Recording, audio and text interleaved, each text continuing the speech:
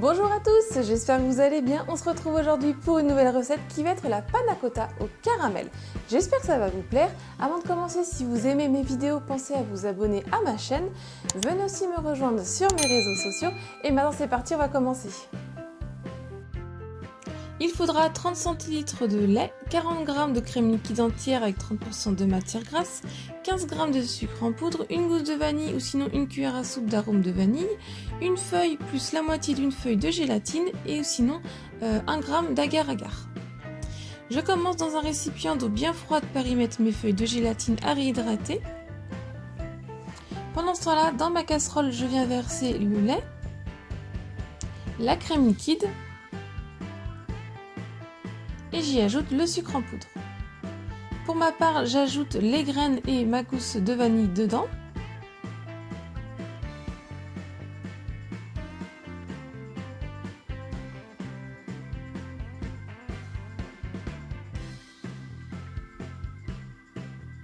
Et je viens mettre sur feu fort pour le porter à ébullition. Quand on obtient les premières ébullitions, on va pouvoir retirer du feu. J'enlève les gousses de vanille. Je viens prendre ma feuille de gélatine, je l'essore un petit peu avec mes doigts et je l'ajoute dans ma casserole. Je mélange un petit peu avec le fouet pour qu'elle se dissout, qu'elle s'incorpore donc à mon mélange.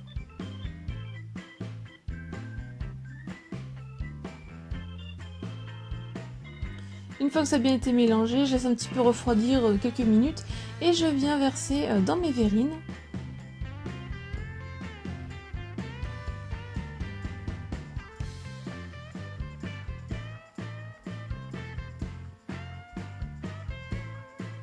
Et je vais mettre ça 4 heures au frais.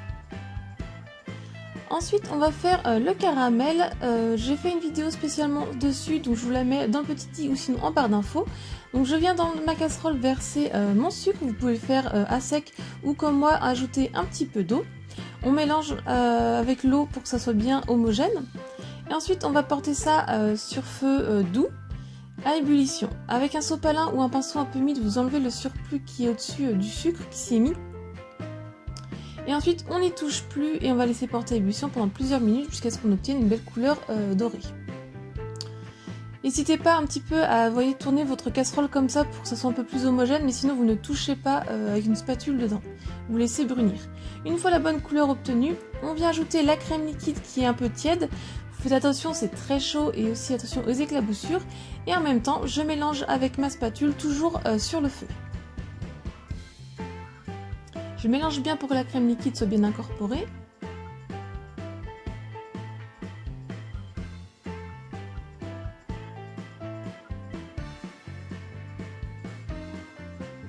Une fois que c'est bien mélangé, on va pouvoir retirer du feu. Ensuite, donc hors du feu, on vient ajouter les morceaux de beurre et la fleur de sel si vous voulez en mettre.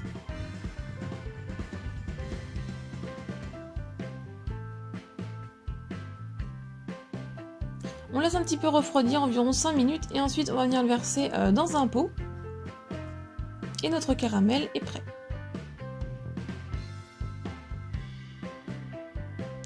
Ensuite, quand les 4 heures sont passées et que le caramel aussi est un petit peu refroidi, avec une poche à douille, sinon à l'aide de 2 petites cuillères, vous venez verser une petite quantité de caramel.